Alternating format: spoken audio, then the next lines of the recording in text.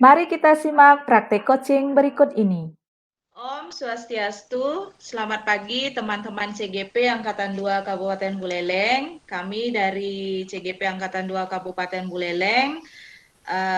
Yang pertama, Bapak Gede Okta Sutiade, Bapak Adnyana Putra, Ibu Aprilia Dewi Anggriadani, dan saya Niluh Casmini akan mempresentasikan atau mempraktekkan coaching dengan skenario kasus 2.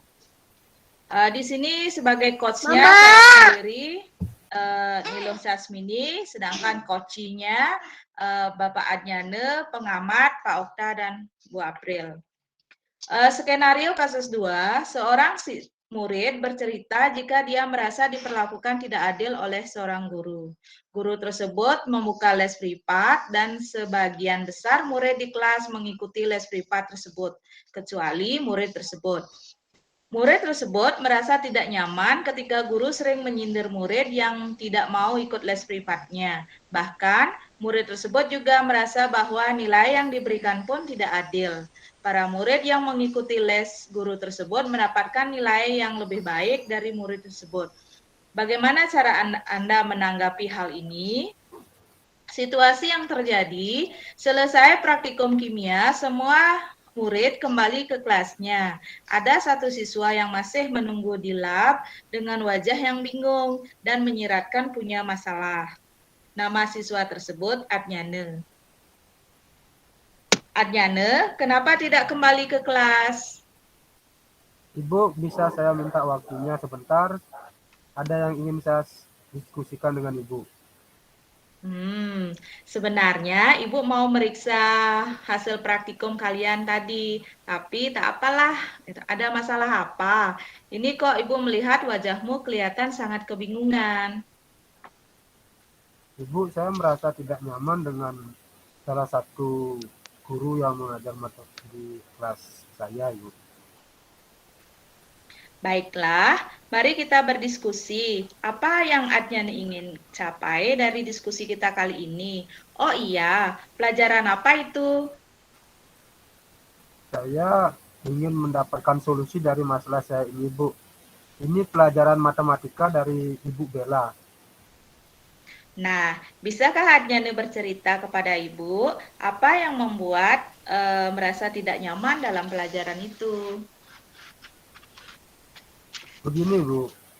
Satu kelas semuanya mengikuti les yang diadakan oleh Bu Bella. Tetapi saya tidak bisa ikut les itu, Bu. Juga teman-teman yang lainnya semua nilainya tinggi-tinggi. Sementara saya padahal sudah berusaha keras sekali, Ibu. Tapi saya merasa Ibu itu tidak adil memberikan nilai kepada saya, Ibu. Jika boleh Ibu tahu, seperti apa ketidakadilan yang Adnan rasakan? Bisa diperjelas lagi? Contohnya itu, Bu, ya, kemarin ulangan saya memperoleh nilai lebih sedikit dari yang ikut les privat.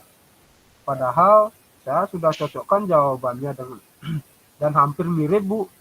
Ya, jadi saya itu bingung.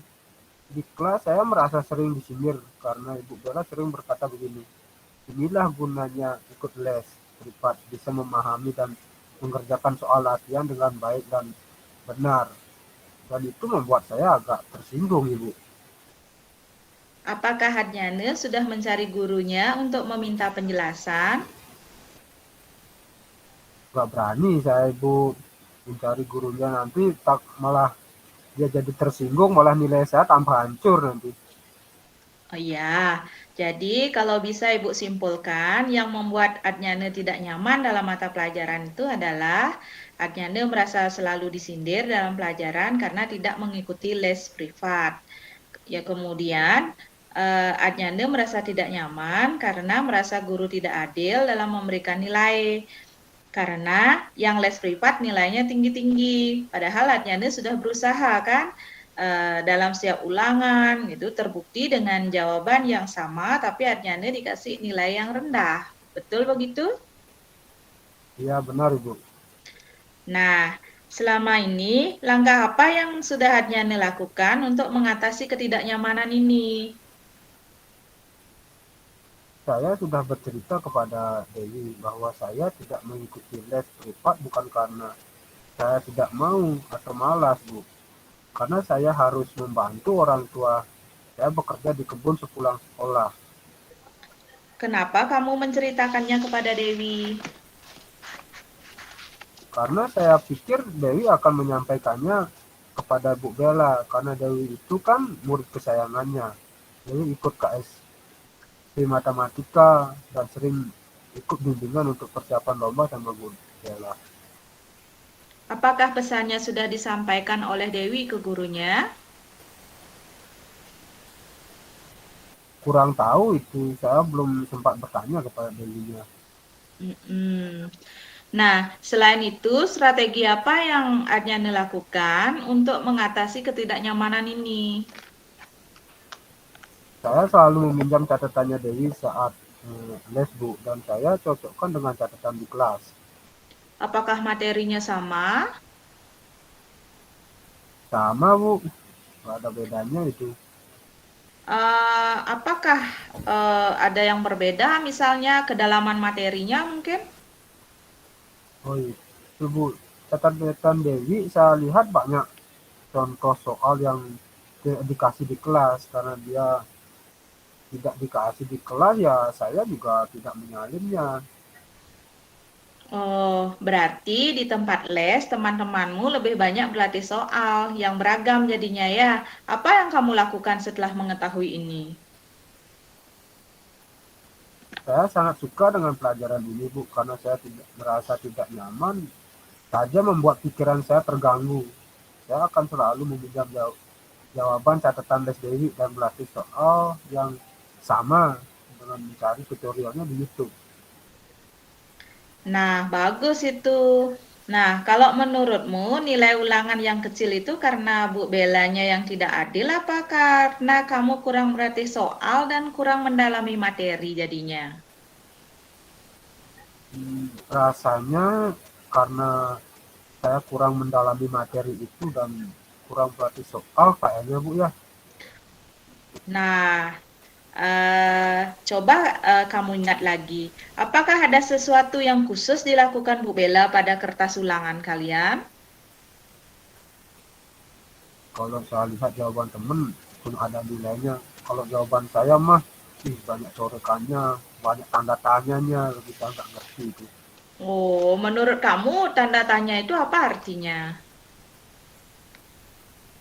Saya hanya melihat jawaban akhir saya saja, Bu. Cara pengerjaannya beda dengan teman-teman saya, walaupun hasilnya sama. Sehingga ada pengerjaan soal walaupun jawaban akhirnya sama, tapi mungkin konsep yang saya pahami salah. Gimana saya nggak ngerti itu, Bu. Nah, kamu kan sudah bisa menjawab sendiri kan? Dan Ibu harap ini akan menambah keyakinanmu bahwa Ibu Bella itu adil dalam memberikan penilaian. Tidak seperti yang kamu sangkakan kan? Gitu. Jadi saya merasa bersalah ini, Bu. Nah, ke depannya apa yang kamu lakukan untuk memperdalam materi pelajaran Bu Bella? Saya akan berlatih soal sendiri di rumah, mencari tutorial di Google, sehingga saya juga memahami materi pelajaran ini. Kapan kamu lakukan itu? Pada malam harinya, karena siangnya saya harus membantu orang tua saya. Nah, ini yang Ibu suka, bagus itu. Ibu suka cara yang kamu lakukan untuk memperdalam materi tersebut, sehingga kamu akan merasa tidak jauh tertinggal dengan teman-temanmu yang mengikuti les privat. Ibu percaya kamu bisa melakukannya karena kamu anak yang rajin dan juga cerdas. Semangat ya! Ya, terima kasih Bu atas supportnya. Nah, terus ketidaknyamanan kamu karena kamu merasa selalu disindir, bagaimana kamu menyelesaikannya? Saya ingin menghadap Ibu Bella, Bu, tapi saya merasa takut nanti ibunya tersinggung, marah sama saya. Apa yang membuat kamu takut? Takut kalau Ibu Bella itu marah. Memangnya Bu Bella pernah marah sama kamu? Tidak sih, Bu. Nah, kenapa kamu tidak mencobanya? Karena menurut Ibu sih Bu Bella itu baik dan lembut. Uh, Okelah, saya akan mencobanya sebentar di jam istirahat kedua, Bu. Saya juga ingin masalah ini cepat selesai. Nah, apa yang menjadi kekuatanmu untuk menghadap Bu Bella nanti? Saya akan mengajak Dewi, Bu, untuk menguatkan cerita saya nantinya, karena Dewi adalah sepupu saya yang saya tahu keadaannya di rumah. Nah, bagus itu. Setelah kamu bertemu Bu Bella, apa yang ingin kamu sampaikan? Saya ingin menyampaikan kenapa saya tidak mengikuti les privat dan meyakinkan Bu Bella walaupun saya tidak ikut les privat, saya akan mencatat dengan baik pelajaran yang disampaikan di kelas, meminjam catatan Dewi dan mempelajarinya juga, serta latihan soal secara mandiri dari Google, sehingga saya memang benar memahami dan mendalami pelajaran dari Bu Bella itu. Nah, bagus itu. Ibu sangat suka rencana itu. Lalu komitmen apa yang kamu lakukan untuk menjalankan rencanamu? Dan siapa yang kamu minta bantuan untuk menjalankan komitmen ini? Saya akan menghadap Bu Bella, mudah-mudahan ibunya memahami keadaan saya, dan saya meminta bantuan Dewi juga jika ada materi yang tidak saya pahami. Oke, Ibu sangat mendukung itu. Menurutmu, apa diskusi kita kali ini sudah membuat perasaanmu lega dengan keputusan yang akan kamu ambil nantinya? Saya kira saya lega sekarang untuk tinggal menghadap Ibu Bella saja. Terima kasih, Bu, sudah mau mensupport saya dan mau mendengarkan cerita saya. Ya, sama-sama. Belajar yang rajin ya, Nak. Ya, Bu, terima kasih. Kalau begitu saya izin kembali ke kelas, Bu.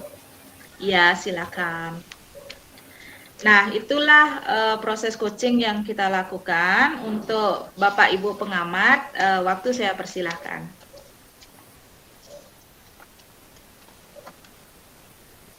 Pak Okta atau Pak Dewi, silakan ungkapkan pengamatannya.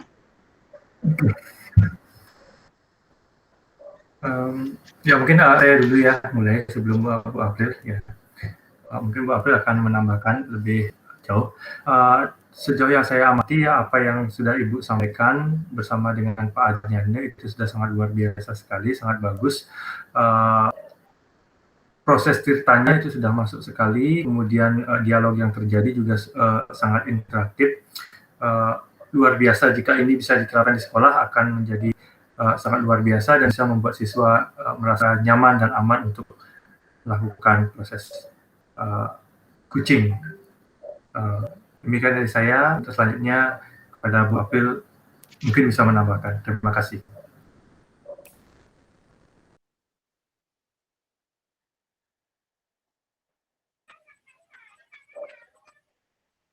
Iya, baik.